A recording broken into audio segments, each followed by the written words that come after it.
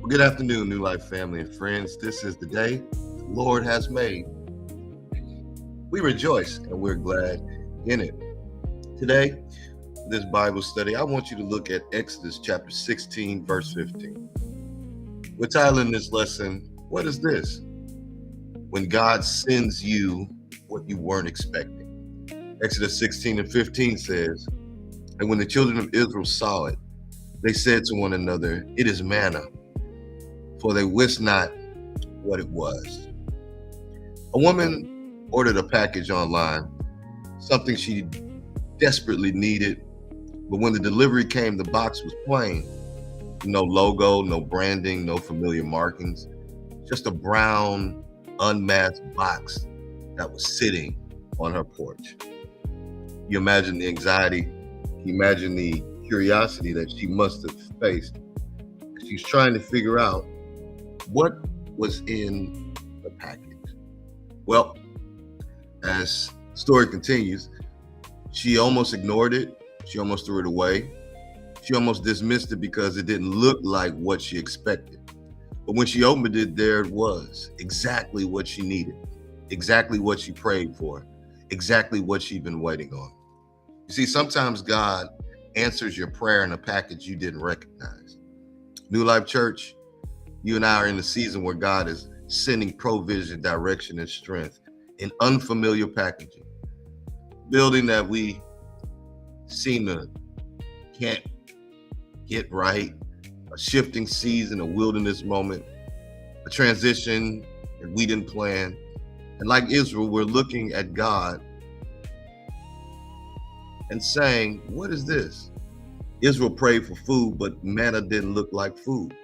It didn't look like bread. It didn't look like provision. It didn't look like the answer. So they asked the question every believer asks in the wilderness, what is this?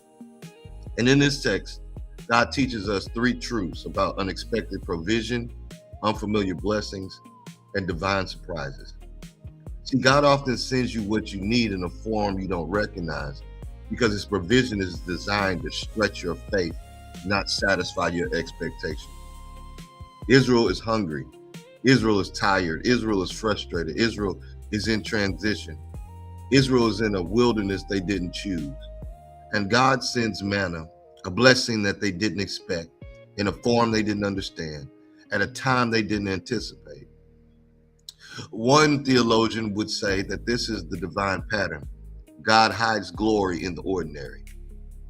Sometimes trusting God leads you to go beyond comprehension. God is literally providing for us in the margins, and in the quiet miracle of morning mercy, we see God. God doesn't always look like what you prayed for. Manna is God's reminder that divine provision often arrives in unfamiliar forms. They said to one another, it's manna. Hebrew word man literally means what is it? The prophet Origen would say manna is divine mystery wrapped in earthly simplicity. Another would say manna is the poetry of God disguised as flakes. Charles Spurgeon would say manna is grace in granular form. New Life Church, God may send strength that doesn't look like strength, provision that doesn't look like provision, answers that don't sound like answers, blessings that don't resemble blessings, opportunities that don't match your expectations. Sometimes God hides the miraculous in the mundane. You see, Harriet Tubman often said God guided her through dreams and impressions she didn't always understand. She would say, I don't know what it is, but I know it's him. That's manna. That's mystery. That's God. Manna didn't look like bread, but it fed like bread. For they wist not what it was. They didn't recognize it, but it was enough. They didn't understand it, but it sustained them. They didn't expect it, but it carried them. Wesley would call this daily grace. Bonhoeffer would call it costly trust. Thurman would call it quiet miracle of endurance. Jonathan Edwards would call it the sufficiency of divine supply. This season may be unfamiliar, but God is feeding you. God is sustaining you. God is carrying you. God is keeping you. In the movie The Blind Side, the Michael Orr didn't recognize the family that would change his life. They didn't look like what he expected. They didn't sound like what he expected, but they were exactly what he needed.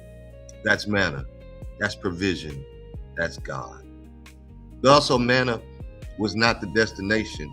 It was the demonstration.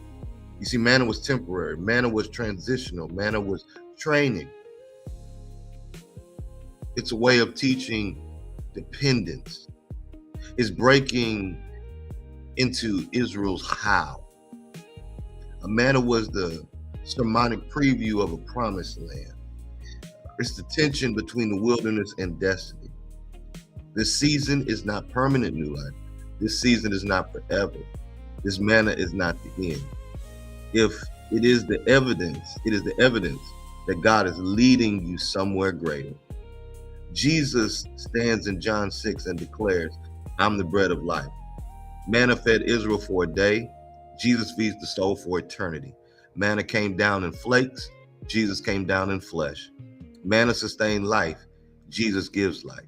He is the true manna, the living bread, the heaven-sent provision, the eternal supply. Has God ever surprised you with a blessing you didn't expect? Has God ever answered a prayer in a way you didn't recognize? Has God ever fed you in a dry place? If that's the case, somebody is looking at your life right now saying, what is this season? What is this transition? What is this wilderness? What is this manna? And God is saying, it's me. It's provision. It's grace. It's enough.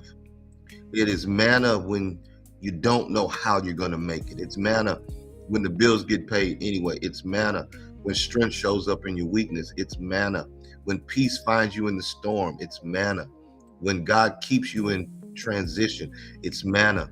Bread in the wilderness, strength in the struggle, mercy in the morning, grace in the grind, help in the hardship, provision in the problem. An early Sunday morning, the true manna stepped out of the grave with power in his hands and life in his breath and salvation in his name. And because he lives, you live. You will stand, you will survive, you will thrive, you will make it. You will see the promise. New Life Church, it's manna, and God will take care of you. Be not dismayed, whatever betide. God will take care of you. Beneath his wings of love abide, he will take care of you.